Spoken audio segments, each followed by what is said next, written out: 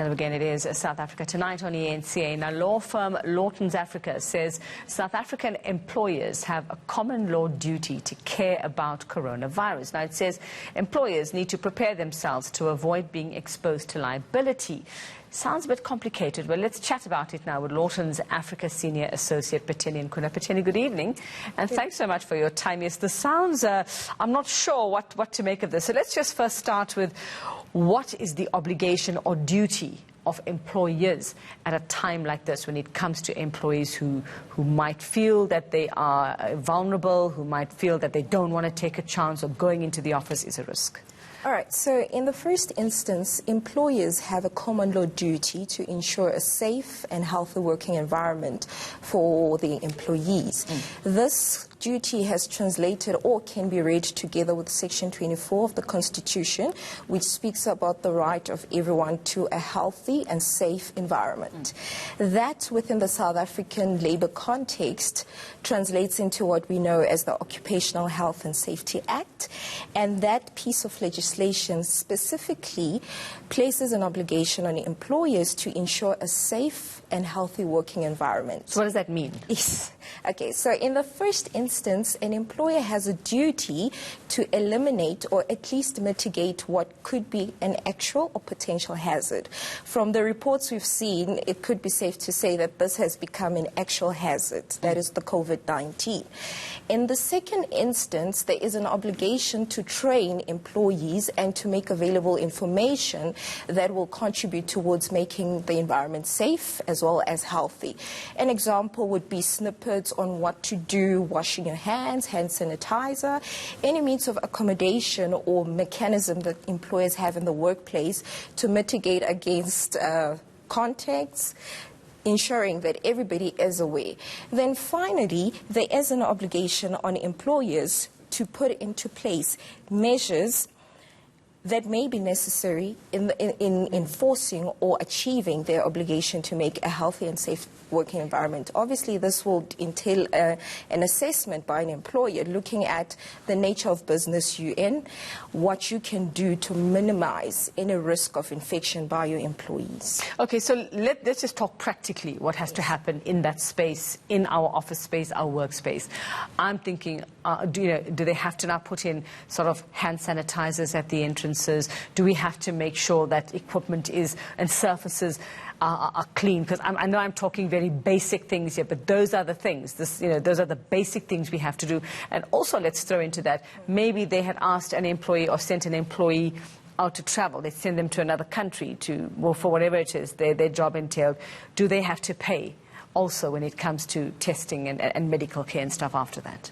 All right, so within the workplace, the Occupational Health and Safety Act has regulations that were promulgated, which amongst others places an obligation on an employer to make available sanitation facilities, your bathrooms, to make available any form of sanitizer that will minimize any risk of infection, ensuring that the workplace is clean, for example.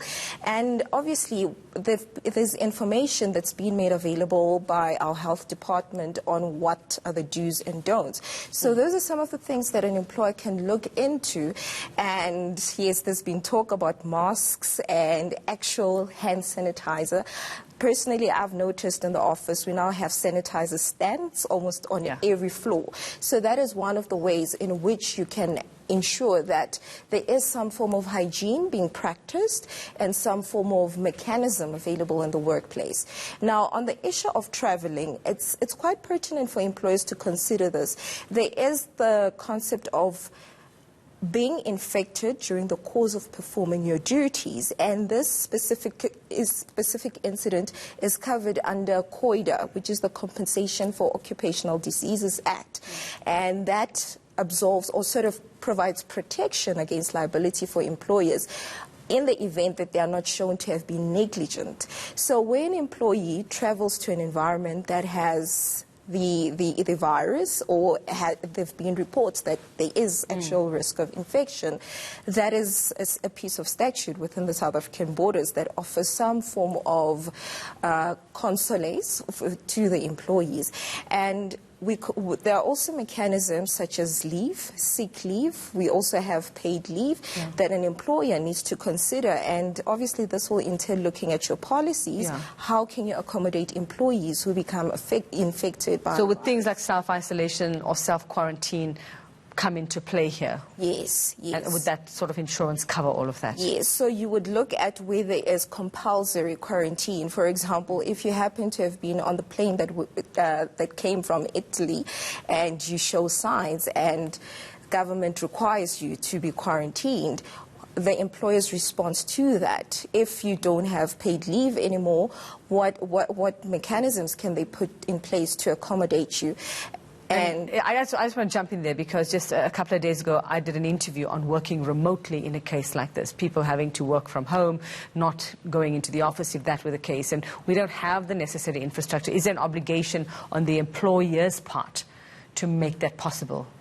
Well, there isn't an obligation, but my observation within Business South Africa is companies have become quite flexible.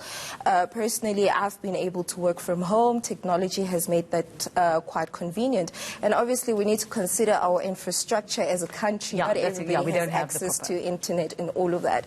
But there are ways. For example, you can say to employees, come to work if you have meetings, come to work if you have to be in the office.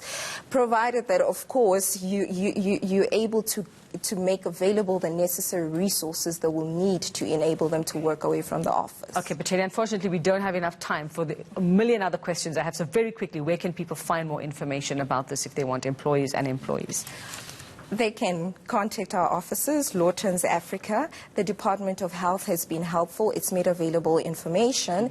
And specific for employers, if they have situations or would like to know about testing, about what they can or cannot do, we are able to advise on that. Thanks.